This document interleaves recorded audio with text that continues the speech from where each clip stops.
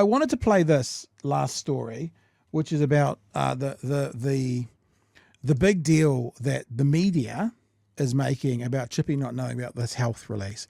I know why Chippy didn't know about the health release. I think I know, and I don't know why they're not saying. So I have an answer for you, even if Chippy went the high road and he just went, it's on me. I can tell you why he didn't know this was coming out today. I'll give you the background shortly, but let's just have a go to it. Like, and I'm being serious. I think I know the reason, and I'm unsure as to why they're not using that reason, unless maybe Chippy just wants to go, I'll just take it on the shoulders. So in other words, I don't want you going after the office people. I'll just take the hit. Labor's Chris Hipkins was left red-faced today as a health policy and they are making a huge deal out of this, and it's quite a minor thing. Oh, yeah. Announcement caught him by surprise. It comes a day after the party announced its first policy since the last election, with the government asking, where's the detail? Political editor Mikey Sherman reports. Isn't it funny that the government says, where's the detail? And in this instance, the Labour Party can't release the detail because in this case, it is actually industry sensitive. If they say, oh, we're going to put Air New Zealand in and Contact, then what happens to the prices or the share prices of those companies? It is actually, they can't announce it because if they do, that will impact the share price of those companies. And the government's, of course, playing the game now that, remember, they never do. They never have detail, and they're asking for the detail that they know the Labour Party can't give because of things like publicly traded assets. After 2 years devoid of policy, Labour's announced not... Sorry. After 2 years devoid of policy, you mean the first 2 years in a 3-year cycle? So, Mikey, were you expecting policy on month 1 of being in opposition? No? Month 6? Month 12. So you were expecting policy in the first 12 months of being in opposition. What a ridiculous thing to say after 2 years of being devoid of policy. Like, if this was June of next year, fair enough. Fair enough. But when would you expect policy to come out? It's just a clickbaity thing to say. The more and more I hear about Mikey Sherman, the more and more I think actually her loyalty is to the clickbait story. She's neither National nor Labour supporting or Greens or whatever. She is about the clickbait. She is that statement criticises Labour for not releasing any policy in their first 2 years in opposition. After 2 years devoid of any policy. Are you serious? After 2 years devoid of policy, Labour's announced not 1 but 2. Not that the leader was expecting it. You're going to have to wait. If you're interested in an announcement that we may or may not be making, you'll have to wait for the details. It's already out publicly. It's a New Zealand doctor, so it's out there. The announcement has not yet been made publicly. Trouble is, it had. An article today by Labour's Aisha Verrill revealing Labour would create an independent pricing authority to set sustainable prices for GPs with funding based on patient need and complexity rather than headcount. Look, the fact that I'm not aware of it, we have health policy.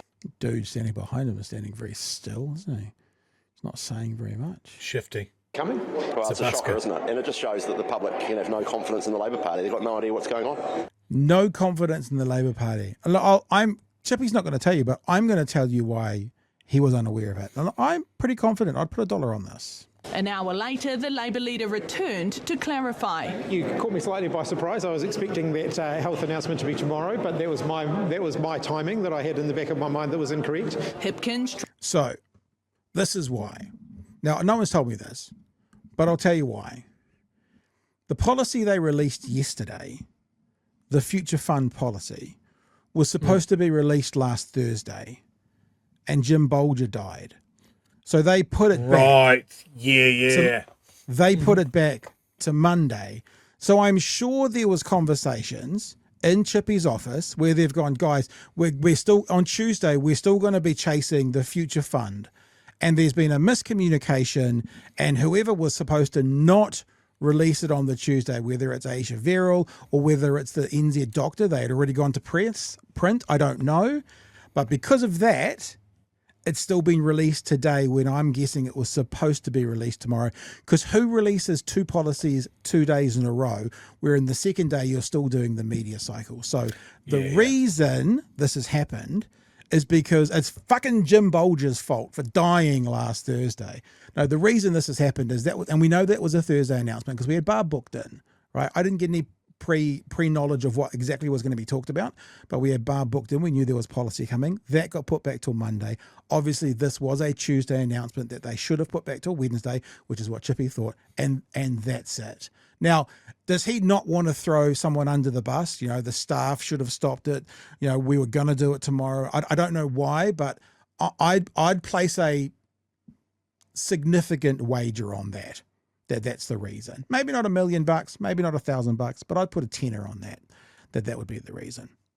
So we'll keep going though, because what happens obviously is Luxon thinks he sees blood and water, and he ends up just looking like a complete goose, not answering questions. It's actually, Luxon has the perfect way of snatching a defeat from the jaws of victory, time and time and time again. Trying to play it down. It's a reasonably small announcement. Yep, nothing to see here. Aisha was not here today, which is probably one of the reasons why it wasn't flagged up to me that it had gone out today. It's no big deal. It wasn't the only policy boo-boo. Asked yesterday why there was no mention of the $200 million capital injection in the party's Future Fund policy document. It's in our PR. No, it wasn't. I'd need to speak to my comms team, and our comms team would do a fantastic job, and I'm not going to chuck them under the bus. Balls up, own it, move on. Should have had 200 million written down in the document. They didn't. Balls up, own it, move on. It was certainly in earlier materials, so I think it was just simply an oversight that it wasn't contained in the press statement. Christopher Luxon today was relentless. Future Fund from Labor yesterday was an absolute bunch of drivel. No, seriously, are we going to run up more debt? Well, have you got your answers to which companies are in there? Do you know? Are they? Do we know? Did you ask? You know, the funniest thing, when we were talking about this with Barb, and the news item actually talked about $13 billion, that a similar plan to this in Singapore generates $13 billion. Luxon wants us to be like Singapore. So how can he want us to be like Singapore? And when the Labour Party brings out policy akin to what's happening in Singapore, he's all over it like it's a bad thing. It's almost like he's being disingenuous, Chewie, but, you know, I'm sure it wouldn't be that. He's got one thing right, though. Turning around to the press and going, Did you look? I mean, they don't look when the government puts out something. Yeah. Like, they've breathlessly reported what the government wants to know about these roads of national significance, which, as you said, is an old announcement that they've recycled because Labor has put some policy out. Yeah. So they want to put some policy out as well. Nobody has gone and said, okay, so this is to start 6 different projects. How much are those 6 different projects projected to cost? And if you look at the, I think it's Greater Auckland blog that often talks about transport things, if all of those projects go ahead conservatively, that will bankrupt the country. Mm-hmm. So has any of the press mentioned that? No. It's a valid criticism. They take both parties at their word most of the time. I actually want them to play offense on this more consistently. Like, this is an absolute beat up on Labor for some just fucking side issues, whether it's printed or not. Luxon's sitting there going, are they going to run up more debt? Have you asked them that? Yeah, I don't know. Very flustered. Has the media asked you about the $100 billion worth of borrowing that your finance minister is doing right now outside of your policy promises just to keep the fucking lights on? Well, this is where we're about to go. In the second part of this, Luxon then gets challenged to say that they will rule it out. And he can't say, yes, I rule it out. Like, that's how pathetic this leader is. And this is the snatching defeat from the jaws of victory. I've just jumped back to the start of it. So we'll hear all the yibbity, yibbity, yibbity, that's all, folks, first. And then the reporter will say to him, well, would you rule it out? And he won't say yes. He just goes to that. Well, that's not part of our plan. That's currently not part of our plan. Well, that's not ruling it out. So you're annihilating Labor with this policy that you were refusing to say 100% we will not be doing this. It's very weak. Fund from Labor yesterday was an absolute bunch of drivel. No, seriously, are we going to run up more debt? Have you got your answers to which companies are in there? Do you know? Are they? Do we know? Did you ask? Bart asked if National would sell off state assets. I've been clear. We're not considering that. We're not considering it. It's just something I've been very clear about. Yet Nicola Willis has officials running the room. I mean, we're not considering it. If you're not prepared to say, yes, of course we rule it out, then you're not ruling it out. Not considering it means today. That doesn't mean we won't consider it, or we could consider it. That means we're not currently considering it. It was just last week they were talking about selling off Chorus. Yeah, well, this is what Nicola. This is the comment that Nikki Noboats is about to go. She's the one that's been running the ruler over the state-owned assets. Yet Nicola Willis has officials running the ruler over SOEs. Overall, the question is, with the billions of dollars of assets that the government owns, are those billions in the right place? With polling neck and neck, it's clear both major parties are feeling the pressure. Labor's defence of its policies today and National's criticisms towards them, showing both sides are all fired up, giving voters a taste of the pressure and scrutiny that lies ahead a year out from the election. Mikey Sherman, One News. There you go. So that's us for tonight. It's the thing about him. I mean, it's not good that they left the 200 million off. It's not good that somewhere in the process Chippy didn't know about that being released. They're not being released. I believe there's a really obvious answer to it, and I've just spelled out what I think it is. The 200 million. It's a clerical error. Admit it. Say it's not a good look. We're moving on. But Luxon, and I don't know what this whole the word I want to use when I watch him do that is unprime ministerial. He looks like he's debating an equal in the press gallery. Oh, yeah, you? Oh, what are you saying? You want to do? Oh, what? You know what I mean? It's like this is not what prime ministers do. Prime ministers don't get flustered and argue with a reporter like they're talking to an equal.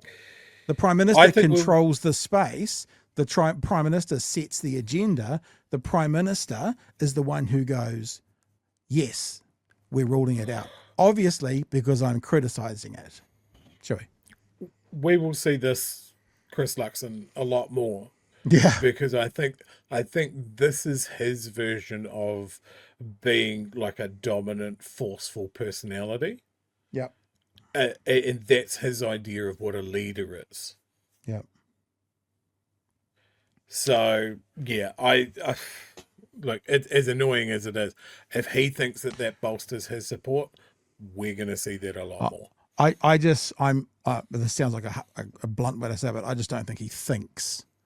Like, I don't think he consciously goes, this will be good or this will be bad.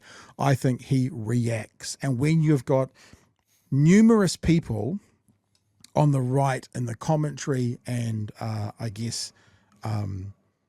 opinion spaces saying they need to get rid of Luxon. Luxon is the anchor. If they don't, it will be the best thing for a potential Labour-led coalition. If they do, it's either game on or it's Nationals to lose. Yeah. I mean, I know there's a long way to go, don't get me wrong, but just in general.